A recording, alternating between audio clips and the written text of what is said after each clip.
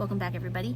In today's video, we will be going over questions and answers related to characters, places, words, phrases used in Masonic Masonry. And I took pictures of the pages so you guys can read through them for yourselves, and I will post them on here.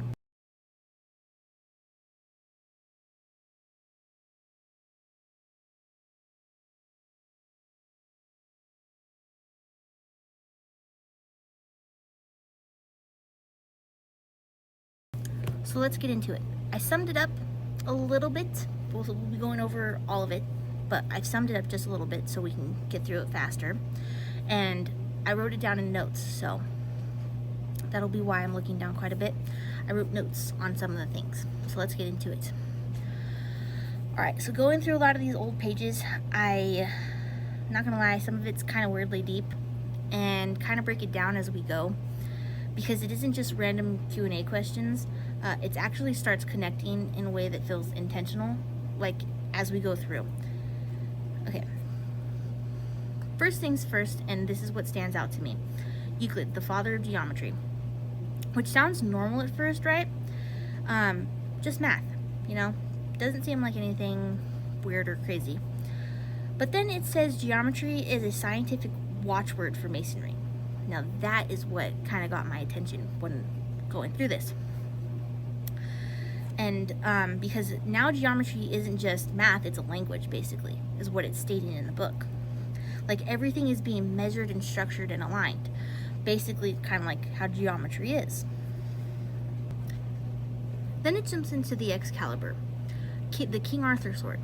But it specifically mentions it being drawn from stone or even water. That's not just a weapon story, it's about being chosen. Like not everyone can pull it out, only the one who is meant to. And let's get back into that later. Only the one who is meant to, almost, literally. So now we've got geometry and selection. Freemasons divided into three, and three comes up a lot in Freemasonry. Like, quite a bit.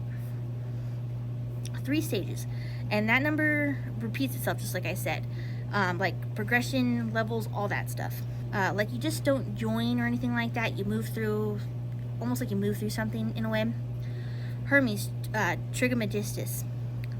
Don't know how to pronounce that right, so correct me or teach me how to say that word. This one's wild. It connects him to Egypt, and it says his teachings go all the way back to like the beginning of the world almost. And that's not just a small claim at all. That's basically saying the knowledge is ancient and like prehistoric teachings. Then this line, high hills and low valleys, why meet there? And the answer to that was to better observe and to see that may ascend or descend. And that's unsettling, because it's not just about meeting, it's about watching. Like positioning yourself where nothing escapes your view. Hiram Abiff, one of the first 3 Grand Masters. Now, if you don't know, Hiram Abiff, in the book, it claims that he was one of the people who helped build Solomon's temple. And he was killed for holding the sacred word, or secret word. And in my opinion, I don't think it's just one specific word. I think it's a specific teaching or knowledge that he would not reveal. But who's to say that he did not give it up before being killed? Who knows? We don't know, and it doesn't really say that in this book. It doesn't tell us whether he did or didn't or anything like that. It just says that he was killed for not revealing the secret word or the sacred word. But that's a conspiracy for later. One of the first 3 Grand Masters, he was one of the first 3 Grand Masters, but he shows up a lot in different traditions, and he usually is tied to building something important, like a master builder or keeper of knowledge. Then it starts talking about temples, altars, placement, everything facing certain directions. Now here is something that I found out. I don't know if this is true, but it was a conspiracy that I heard, and it was from a podcast. I can't remember the name, and I'll post it. I'll show a picture here. But basically they said that they don't ever face the north, because the north points up to the heavens, and they don't have anything to do with heaven, of course. Everything's facing certain directions, everything arranged with purpose, like I said. Nothing's random with them. Insect Sherma, a worm created for punishment. Even the punishments are symbolic in Freemasonry. Like names, designs, all of it. Jubal and Jubal. One is tied to structure, tense, living, and other music. So you've got structure and sound, and the physical and the invisible. And then the lodge is a symbol of the universe. Now this is a huge claim. That means everything inside is supposed to represent everything. The universe, everything to them. And alright, the next page gets even more detailed. Knife and fork degree. This one sounds almost normal, like social recognition, banquets, things like that. But even that is structured. Social status is part of the system even. The Quran, organized as a sacred book. So now it's not just one belief system it's pulling from, but multiple. Christian, Islamic, and ancient Egypt also. It's like everything is being combined. Now, listen. This is not just my opinion alone, but even like a lot of Christians and Catholics believe this as well. You cannot be a Freemason and be Catholic or Christian because it goes against what we believe in. It's considered blasphemy to be a Freemason and call yourself a Christian because they go against everything that we believe and teach. So, the ladder theology, okay? 7 rounds. Faith, hope, clarity. 3. That's progressive again. Climbing step by step. Lebanon cedar trees used for Solomon's temple. So even materials have meaning. Where did they come from? What they're used to build, things like that. Left hand symbol of equality and justice. Legend, coronation chair. Connections to real world objects, real places, blending history with symbolism. The lodge ornaments. Pavement, blazing star, everything inside has meaning, nothing is just decorations. The Holy Bible, square compass. Again, geometry. Measurements, alignment, all that thing. The lodge celestial canopy. So now the ceiling is the sky, basically. And again, that goes back to the lodge basically representing the universe to them. When is it just? When furnished with the great lights. When is it perfect? When it contains the full number. Everything has to be complete, balanced with the Freemasons. The author, Mackey, Masonic Encyclopedia, which we're reading from. So this isn't just myth. It's been studied, documented, organized, this book, Masonry, descended from ancient histories. Now that right there, ladies and gentlemen, this whole thing traces back to something older and recorded, okay? So reading through all of this, it doesn't feel like random questions, like at all. It feels like pieces. Geometry, symbols, ancient figures, structures, observation, all that stuff. It's like trying to teach us something without ever saying it directly. But then again, that's why it's symbols that we have to figure out ourselves, because nothing really is straightforward with them. You have to figure things out yourself. And then also, I haven't even gone through all of this yet. It feels like I didn't just read a book. It feels like I just read something that I was never really supposed to understand. Because the deeper you look into it, the less it explains things. And the more it feels like it's just been explaining you. And that's the part I can't shake off at all about this entire book. Now, this entire thing, because we're kind of coming close to the end about the things that it talks about with the Freemasons in this book. After this, it moves on to the Eastern Star, and we'll go over that in the next video. But basically, after that, it goes into a lot of the Christian teachings and whatnot. Let me know if you guys still want me to talk about those and what they have to say about Christian teaching and stuff. But then it gets into the Holy Bible, the King James Version. It also has pictures of the original King James Bible in here as well, page by page, and I will be more than happy to post pictures of that on our Patreon. That is almost ready, and I will let you guys know when it is. And I will be posting pictures of everything that we've gone over so far there as well. But why don't you guys tell me what you guys think in the comments about what we've gone over so far. I'll let you guys read through the pages that I show right here, and you guys tell me what you guys think about the questions and answers, or things that make sense to you, or things that you find crazy in these questions and answers. There's something I wanted to go over. Now, I know the video that kind of brought me to where I am now, where I talked about Albert Pike. Now, given we don't really know, that is, again, it's just a conspiracy whether he really received a bracelet from Lucifer and he was given a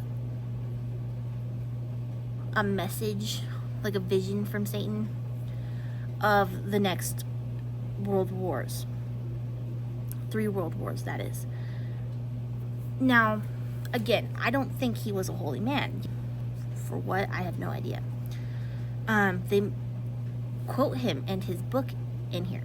But now, if you don't know, like I said, he can't be a holy man, because he also joined the Confederate Army. He was not okay with the startup of Black Freemasons. That's why he joined the Confederate Army. Now, looking that up, it's not going to tell you that's why he joined. I personally do not believe for 1 second that any of this information that I'm going to be giving out, you will be able to find on the internet. You can't. It's not going to tell you that, because one, everything, all these conspiracies, they're not going to be, it's not going to tell you that it's truth, because it's all ran by the government. So if you look up anything, it's not going to tell you what I'm saying is true. But that's for you to find out. Now, there's this video that I watched, and I highly suggest that you guys watch it too, because it goes in deep about a lot of the things that I'm going to be talking to you guys today and in the near future. But he was not happy with the fact that the start of an entire just Black Masonic Lodge, and that's why he can join the Confederate Army. Now, also, Albert Pike was, if you don't know, he was pardoned by Andrew Jackson, one of the presidents after Abraham Lincoln. That doesn't seem suspicious to anybody, the fact that he was let go for everything that he did. And also, John Wilkes Booth, if you don't know, he killed Abraham Lincoln. He was the one that shot Abraham Lincoln in the back of the head at the theater. He was also a Mason. Now, I don't know if they were connected in any type of way at all, but he was also pardoned by Andrew Jackson. I think they all had some type of connection in some type of way. They were both Masons, but it doesn't say whether or not they ever came into contact with each other or anything of the sort. But I feel like they did. Now, if anybody has any information on either one of those two, let me know in the comments. This stuff goes deep into history. Freemasons have been around for a very, very long time. And Candace Owens said in one of her videos that our founders, our entire country was supposed to be based off of Freemasons and Freemason beliefs and everything like that. So why hide it for so long? Given we only found out a few years ago that they were, or it wasn't really talked about. Something's fishy about the Freemasons. I don't know. You guys tell me in the comments below. Also, I have a little surprise for everybody. Now this right here, this is going to be very interesting for a lot of you. If I can get it open.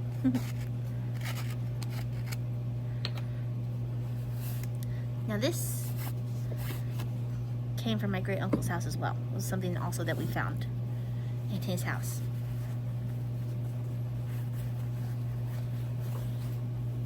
It was his dad's.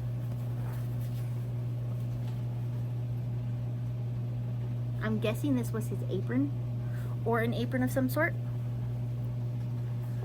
Very cool, huh? Now again, my uncle has no living relatives, blood relatives that is. So, I'm not gonna get in trouble for posting this about his stuff. Yes, he was my uncle. Yes, he was my relative, but I'm not blood related to him. He married my aunt, who was in fact my blood relative. He has no living relatives alive anymore. And so now we have all of his belongings. And we've come across a few kind of cool things in his house. He even has some letters from Abraham Lincoln.